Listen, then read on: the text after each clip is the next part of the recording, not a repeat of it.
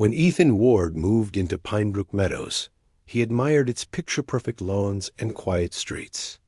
Every home seemed identical: white fences, trimmed hedges, and a mailbox that gleamed in the morning sun. He had worked for years to buy that peace, but it didn't last.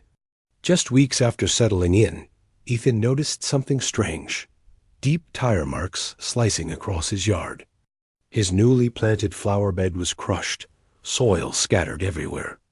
At first, he thought it was a delivery truck or careless neighbor. But the next morning, it happened again. This time, he caught a glimpse of the culprit, a green HOA utility cart, cutting across his property to reach the community pond behind his house. Furious, he waved it down. The worker shrugged. "HOA access, sir. We do maintenance here every week." Ethan frowned. "Then use the access road." The man pointed toward Ethan's yard.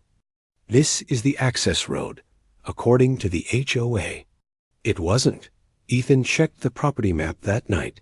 The land beyond his fence line was 100% his dot over the next month. The problem escalated. Every Tuesday morning, the HOA crew drove right over Ethan's lawn, leaving ruts, broken sprinklers, and trampled flowers. Each time he complained, the HOA president, Doris Keene, responded with the same line: "Our maintenance team operates within community boundaries." Ethan sent photos, videos, and even repair estimates. Doris ignored them all. One morning, he stepped outside to find the corner of his stone walkway completely cracked. Tire marks ran straight across it. He filed a formal complaint and demanded reimbursement. Days later, he received a violation notice instead: unauthorized obstruction of HOA access route. Doris accused him of interfering with the team's duties. The irony stung. He was being fined for protecting his own lawn. That night, Ethan stood by the window, watching the reflection of his yard lights on the ruined grass, and whispered, "If they want a boundary fight, they'll get one." When a landscaping truck accidentally hit his water line, flooding half the yard, Ethan snapped. The repair cost him nearly $1,800. He went to the HOA office in person, mud still on his boots. "You're crossing my property, and I have proof," he said, dropping photos on the desk. Doris barely glanced at them. "The HOA has an easement, Mr. Ward. It's in the bylaws." Ethan leaned in. "Then show me." She smiled thinly. "It's not available for homeowner review without board approval." That's when Ethan realized she was bluffing. He filed a public records request with the county office and waited. When the documents arrived a week later, there was no record of any easement, not even a mention of HOA access across his lot. His property line was clear and legally private. Ethan didn't tell the HOA what he found. He just started planning. Ethan's plan was simple but brilliant. Using cheap motion sensors and a few security cameras, he created a system that would activate sprinklers and floodlights whenever the HOA crew crossed the invisible boundary. He even placed small wooden stakes marking his property line, labeled private.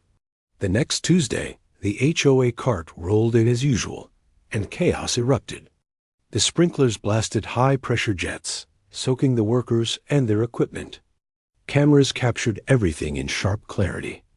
Within an hour, Ethan received a furious call from Doris. "You damaged HOA property." She yelled. He calmly replied, "Actually, you trespassed on private land. I have the footage." That night, he uploaded the video, titled "Caught the HOA Trespassing Again," to a local neighborhood group. The post went viral, drawing hundreds of supportive comments. About time someone stood up to them. One user wrote, "But Ethan wasn't done yet."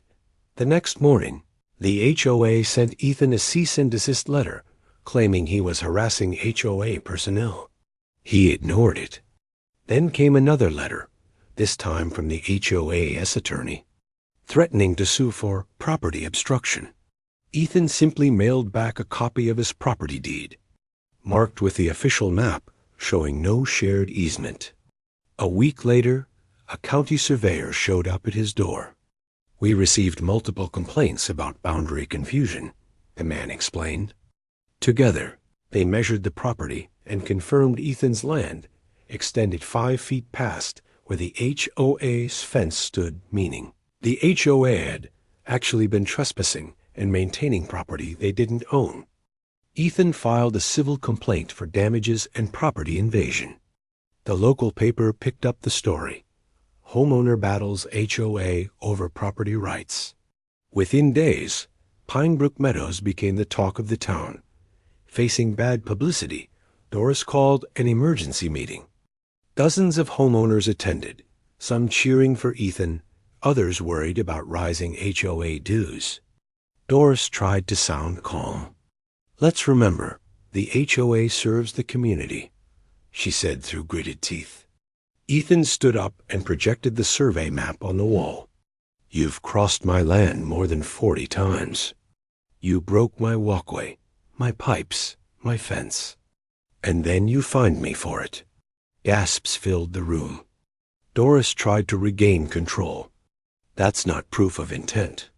Ethan smiled slightly and played his last card, security footage showing the HOA crew joking about cutting through Ward's lawn again. The room went silent. The board's lawyer quietly advised Doris to adjourn. That night, Ethan returned home to find the HOA fence quietly removed from his property line. It felt like victory until he saw the new sign installed by the pond. Future site, Pinebrook Community Center. At first, Ethan thought it was a scare tactic. But weeks later, construction equipment arrived again, this time staying outside his boundary. The HOA had found a new route through neighboring lots, one that bypassed his property completely. Still, something felt off. The workers avoided eye contact, and Doris hadn't been seen in days. Then one morning, Ethan opened his mail and froze. An official letter from the county zoning board. It read, "Approval granted for boundary. Adjustment per homeowner request." Attached was a map showing that 5 feet of Ethan's property, the exact strip he fought to protect, had been reclassified as shared access under community development. At the bottom of the page was a signature, not Doris's, but his own. Ethan rushed to check his paperwork. The HOA had forged his consent using a copy of his earlier complaint letter. He realized they'd played the long game. His cameras caught them trespassing, but now the law said it was their land.